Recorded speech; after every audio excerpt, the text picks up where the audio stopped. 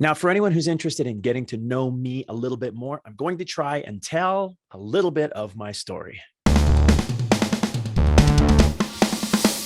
Justin Lewis. I have two middle names. They call me Justin Arthur Harvey Lewis, which I was very proud of to declare as a young man. Justin Arthur Harvey Lewis. There are many family jokes where the punchline is Justin Arthur Harvey Lewis. That's what they called me. That's the designation they gave me so that they knew which soul contained in meat to focus their attention on when the words Justin Arthur Harvey Lewis were said.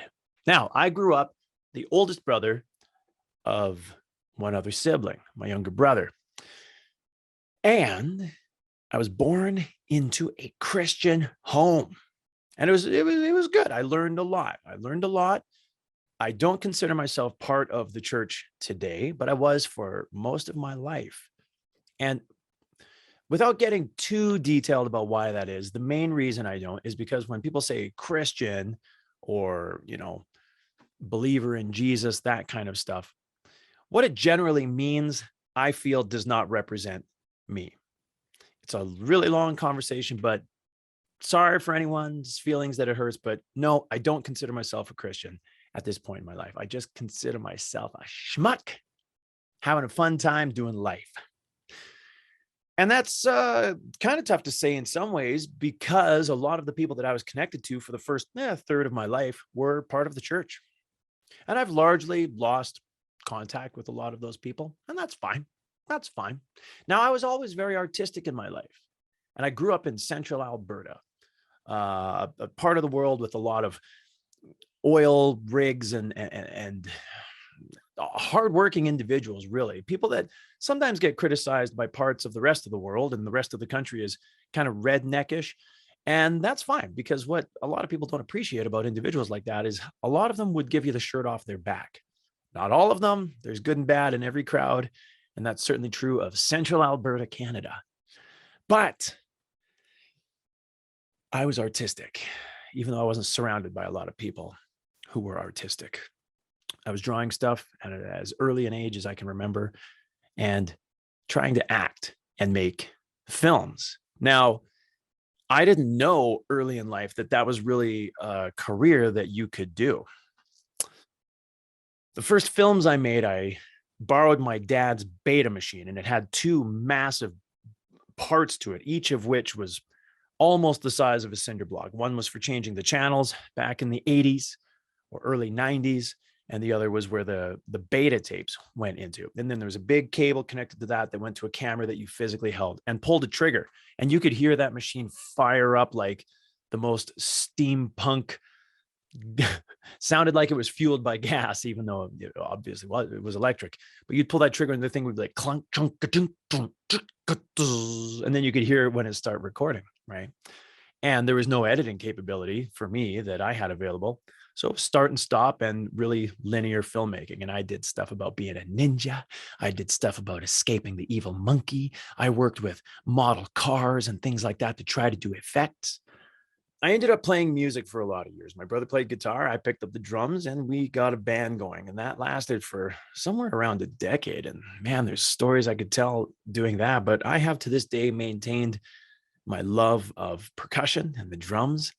And man, those were fun days. We played a lot of shows for some pretty cool audiences and had a fun time. I went to university.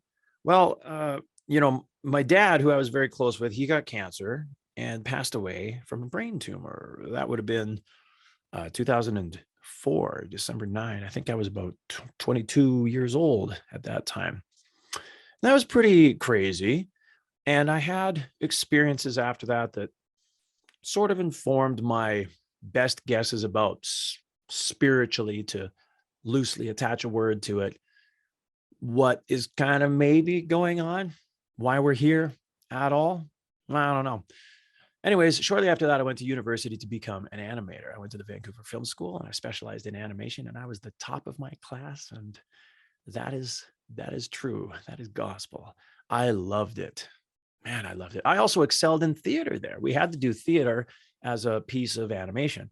And my acting teacher at the time pulled me aside and basically almost begged me to just pursue a career in acting at that time. He said, "You're really good." My thought at that time was acting is too competitive. I just had that limiting belief. Oh, I don't know if I could make it doing that. I really should have gone for it at that time earlier. But I went into animation and did that for a number of years. I worked for a company called Silicon Knights and worked on 2 games there. I went from there to work for Stars Animation at the time, and I worked on the film 9 that Tim Burton produced. And I worked on Hoodwinked 2 after that before leaving that company. I came back to Alberta, and I came back to Alberta just because I had this feeling like I wanted to be close to family and stuff. That was the decision I made at the time. And I worked for a company in Calgary doing animation for a while before starting up a painting company and doing my own thing. And to this day, I still do the painting company. I paint homes for people. And I'm proud to do that. It's in a lot of ways feels like I'm a monk. I realized that recently because I'll put on motivational things or long form conversations with people that are interesting to me and just listen while I paint. And I've done that for 14 years at this point, thereabouts, give or take.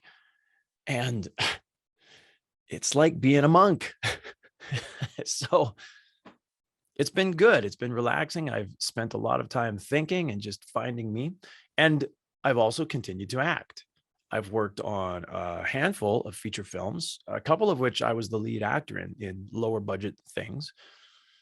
And the most recent, as of recording this, which is late December 2021, late December, the film Don't Say Its Name is the most recent thing that I've worked on that just came out. It's available on Apple TV. I play a lead supporting character in that, and I had a blast working with that production and rendering that character artistically. I had a blast, and I'm proud of what all of us put on film, cast, crew, and production team. So thank you to anybody connected to that film listening for your part in letting me have an opportunity to work on that film. I hope to work on more stuff. I'm excited to do this podcast, and there's a lot more that I could flesh out about my story and my background, but I just wanted to give you a bit of an overview, and I hope that's interesting to some people. Ask me any questions you like. I'll answer them the best I can. And this is just an attempt to try to get to know each other a little better. So tell me about yourself and have a lovely day.